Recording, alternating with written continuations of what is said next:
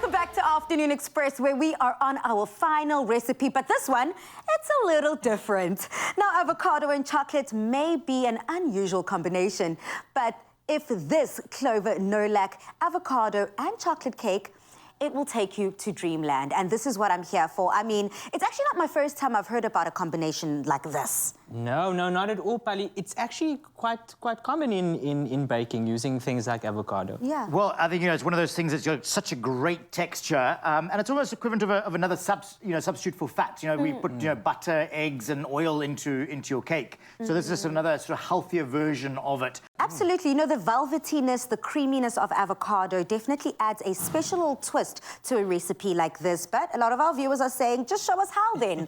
Show us how. And you're about to do that. Yeah, so I think we should probably start on the cake, because that's quite an important part. And Chef, you've got a couple of ingredients there, some familiar, some looking a bit different. Well, anyway, so in my food processor here, I've got obviously avocado and sugar.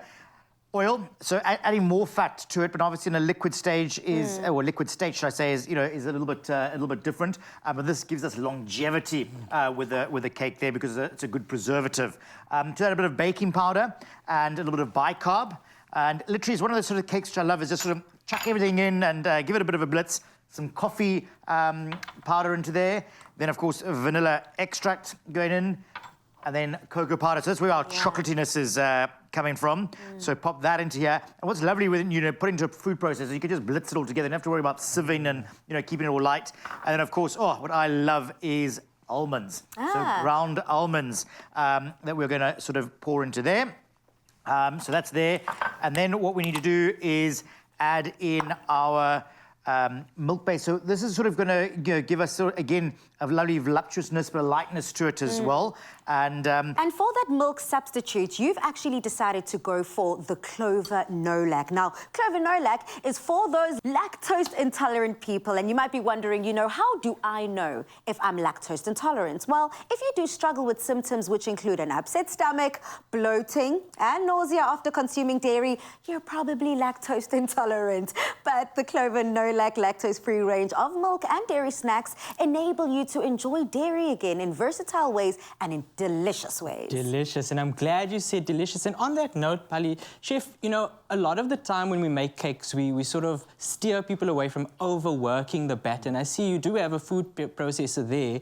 Would that make, apply the same rules, sort of not over-whipping it? Well, again, you don't want to over-whip it, but we don't have to worry about, there's not, the gluten content is what we worry about with flours and things when you start to overwork that. Yeah. So with the almonds, we don't have to necessarily worry about that at all. But again, mix it, you want to sort of beat it together and get it baked. So I'm just going to sort of pop this on here and let it all start coming together. Mix it all up. Now, you also spoke, Jay, you are the pastry king, and you spoke about the fact that you use a processor at home just to also get just that smoothness within the cake mixture. Yes, of course. Pali, with something like avocado, you want to make sure that it's sort of, evenly distributed in the batter. So I think a food processor is quite a great trick to using this. You could probably also use a hand blender just to get the avo, softened before you create your batter. So I think, look at how quick Chef has been able to get that batter together. Love it. And it's such a silky smooth consistency. But Pali, we're not only using the avocado in the cake. Today we are using the avocado in the buttercream.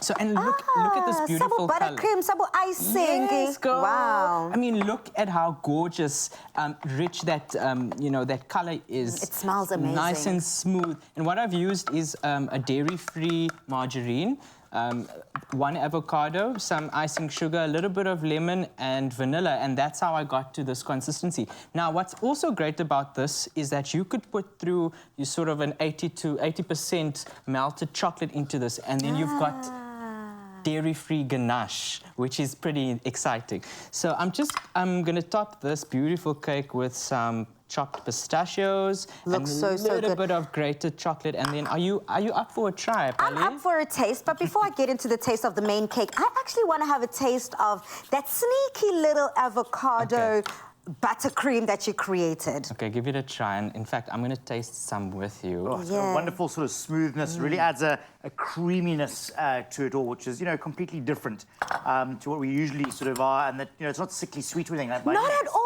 Yeah. I was like avocado in a sweets application. Yes, I've seen it inside the cake, but not on top of the cake the way you have created it now. It is delicious, it is creamy, and honestly, if you also are a little hesitant when it comes to avocado, please don't let this make you run away. Try it. It actually is delicious. You're going in for 180 degrees, and you're going to go sort of 35 to 45 minutes. Just, again, skewer goes in, must come out nice and clean as well. Voila. Well, I'm definitely looking forward to diving into not only this dessert, but all of the recipes and ingredients that we poured into today's show. Boy, do dreams come true. I am so here for it. But now, I think it's time to call on Utabiso, Uputabzi Wabzi.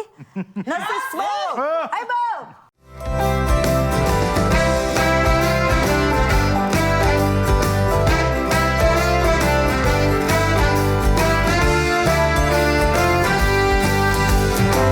Made with love by Clover.